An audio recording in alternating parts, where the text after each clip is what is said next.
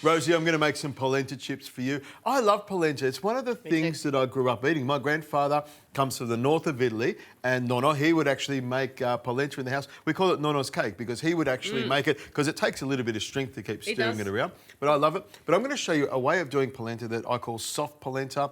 It's not because I'm soft, but it's because it has a soft texture to it. And what we're going to do is we're going to set it and then cut it into chips. But to start with, we're going to put a lot of herbs in it. I love lots of herbs in the polenta. Me too. So I've got some parsley, some sage and some thyme. Gorgeous. So if you pick some of it and then chop it nice and fine for me, and then once you've done that, if you can get some of that Parmesan cheese, that beautiful Parmesan, and grate some of that, sort of like a cheesy, herby polenta that you're going to love. Now, I'm going to smash some garlic here because we're going to start off, we're going to fry some onion and garlic off together to sort of build up the polenta and give it lots of flavour. Now, to give it even more flavour, Rosie, what I've done is I've made a chicken stock. So I got some chicken bones. It's a paleo broth, isn't it? I got some chicken bones.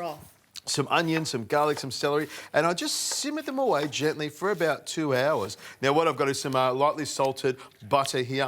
I'm going to add a knob of this one, probably about 80 grams or so, and I might add a little bit more into the pot it goes. It's sizzling already, probably a little bit too hot for butter, but I'll just bring that heat down a little bit by adding the garlic and the onions to the pot here.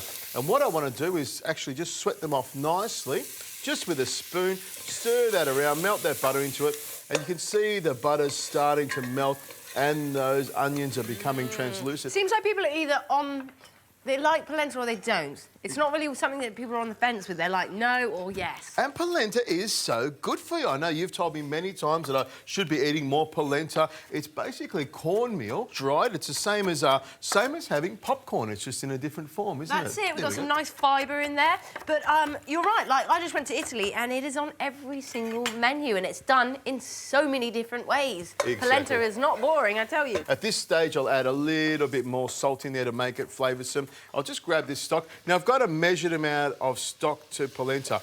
I'll have 1 cup of stock to 2.5 cups of polenta. And I'll just turn that gas off there so I don't cook myself. And what I'm going to do is what we call reining in the polenta. So I've got my polenta here and it's nice and yellow, and you can get different types of polenta. You can get it coarse or you can get it white polenta, lots of different types. And I've got my liquid at the boil. What I'll do with a whisk, I'll hit it with the whisk and then rein in the polenta nice and slowly. Polenta. Exactly. And that way you won't get any lumps. And I'll just swirl that around very quickly like that to make sure it comes in there and soaks up all that stock. What I'll do is I'll stir this over a medium heat for another 4 or 5 minutes, and then we'll throw in the herbs and we'll get it onto some trays.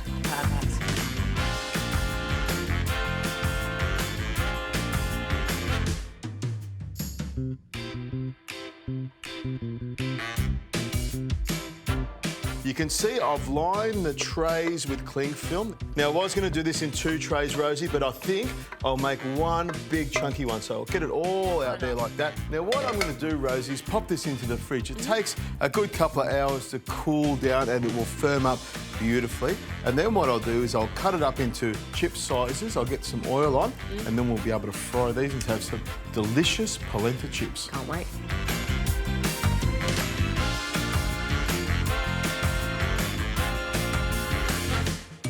Now, Rosie, you can see these have firmed up beautifully in the fridge and we've cut them into chip shape. And what we've done is coated them in a little bit of corn flour and then into my deep fryer. And before you know it, we'll be heating some beautiful polenta chips.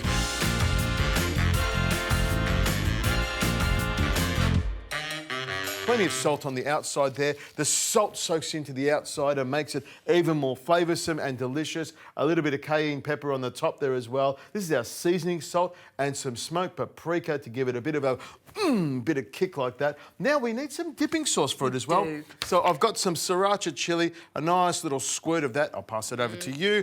And of course some mayonnaise, because we love mayonnaise on just about everything. Now this is the fun part. Stack it up nice and neatly so you've got some lovely bits of chips there. Look at that. Polenta chips cooked to perfection with cheese on the outside and herbs on the inside. A little bit there, a little bit there.